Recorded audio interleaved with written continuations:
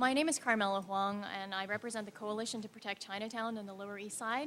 I have some prepared remarks, but before I move to my prepared remarks,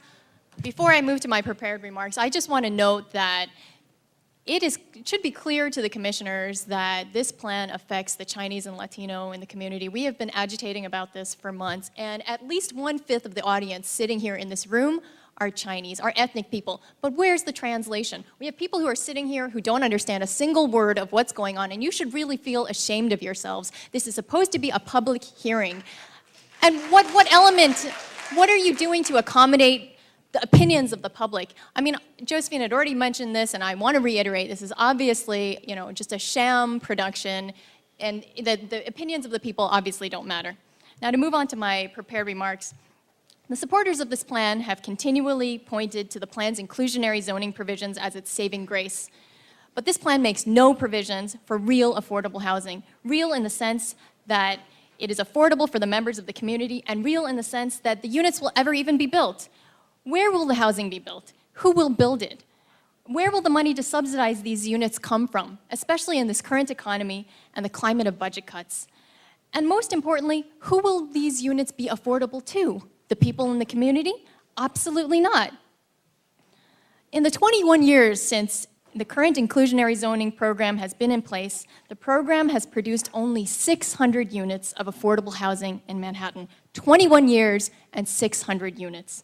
This statistic shows that inclusionary zoning is not a solution for creating affordable housing. Instead, it is a well-packaged deception that allows you to feel good about yourselves as you devastate thriving, generations-old ethnic communities of working-class people.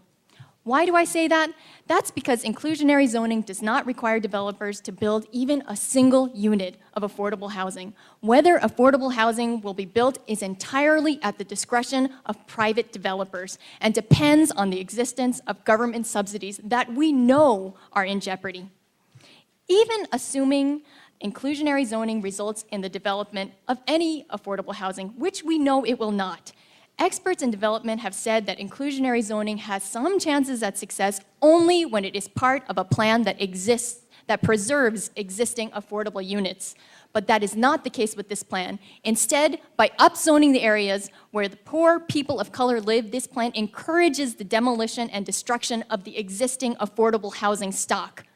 Even more critically, this plan's upzoning of Delancey, Christie, and Avenue D encourages developers to build luxury high-rises on those streets.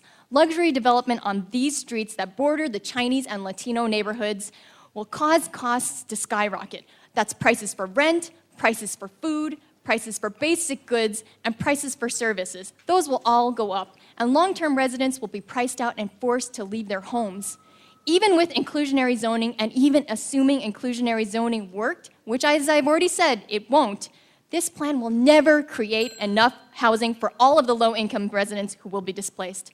When you reveal the trick behind inclusionary zoning, you reveal that this plan does nothing but help to line the pockets of the developers at the expense of the Chinese, Latino, and Black working poor who live in Community District 3 and will be displaced by this plan. That is why this plan must be stopped. We demand a plan that does not discriminate against the non-white residents of Community District 3, and we demand a plan that provides real low-income housing. Thank you.